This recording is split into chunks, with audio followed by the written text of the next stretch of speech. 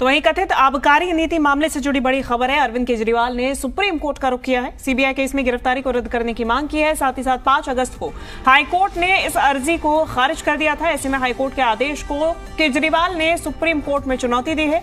अरविंद केजरीवाल ने supreme court से जमानत की भी मांग की है। केजरीवाल के वकील अभिषेक मनु सिंघवी ने जल्द ही सुनवाई का आग्रह किया है और ऐसे में सीजीआई ने उन्हें कहा है कि आप ईमेल भेजें, हम इस पर विचार करेंगे। हम ज्यादा जानकारी लेंगे। अरविंद सिंह जी मीडिया संवाददाता लगातार बने हुए हैं। अरविंद, सीजीआई की तरफ से ईमेल भेजने के लिए कहा गया है, इसको लेके क्या अपडेट? देखिए, बिल्कुल ये एक प्रक्रिया है सुप्रीम कोर्ट में कि अगर कोई पक्षकार ये चाहता है कि उसकी अर्जी पर जल्द सुनवाई हो जाए तो उन्हें रजिस्ट्री को ईमेल करके ये बताना होता है कि आखिर इस अर्जी पर जल्द सुनवाई की जरूरत क्यों है। और आज जब अभिषेक मनु सिंघवी की तरफ से मामला चीफ जस्टिस की अध्यक्षता वाली बेंच के सामने रखा गया, जल्द सुनवाई की मांग की गई, तो चीफ जस्टिस ने उसी प्रक्रिया के तहत कहा कि आप ईमेल भेजिए और हम इस पर विचार करेंगे कि आखिर मामला कब सुनवाई की लिस्ट हो सकता है। आने वाले दिनों में जल्दी मामला सुनवाई की लिस्ट हो जाएगा, इसकी संभावना है। अरविंद केजरीवाल ने जो अप्रोच किया है सुप्रीम कोर्ट को, उसमें उन्होंने 2 मांग की है। पहली उनकी याचिका है जिसमें उन्होंने अपनी गिरफ्तारी को अवैध बताते हुए इसे रद्द किए जाने की मांग की है। साथ में उन्होंने जमानत के लिए भी कोर्ट से गुहार लगाई है।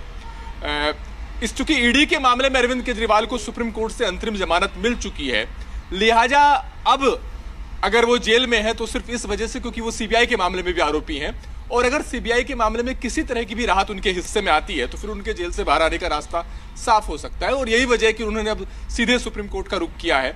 हालांकि हाईकोर्ट का जो आदेश था, हाईकोर्ट ने उनकी गिरफ्तारी को वैध माना था और हाईकोर्ट का यह कहना था कि सीबीआई के पास जो उपलब्ध तथ्य और सबूत हैं उसके आधार पर यह नहीं कहा जा सकता कि अरविंद केजरीवाल की गिरफ्तारी गैर जरूरी है या गैर कानूनी है।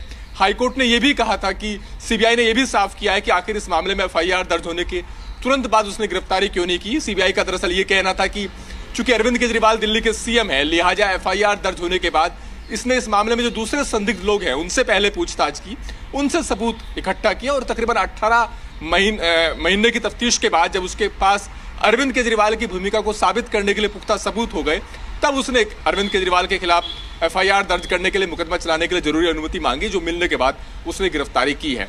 वहीं जो अरविंद केजरीवाल के जो वकील है अभिषेक मनु सिंघवी, उन्होंने हाईकोर्ट में भी ये बात कही थी कि सीबीआई के केस में गिरफ्तारी इंश्योरेंस अरेस्ट है, ये टर्म उन्होंने दी थी। उनका ये कहना था कि चूंकि ईडी के केस में अंतरिम जमानत मिल गई थी, लिहाजा अरविंद केजरीवाल जेल से बाहर ना आ पाए, यह सुनिश्चित करने के लिए सीबीआई के केस में उनकी गिरफ्तारी की गई है।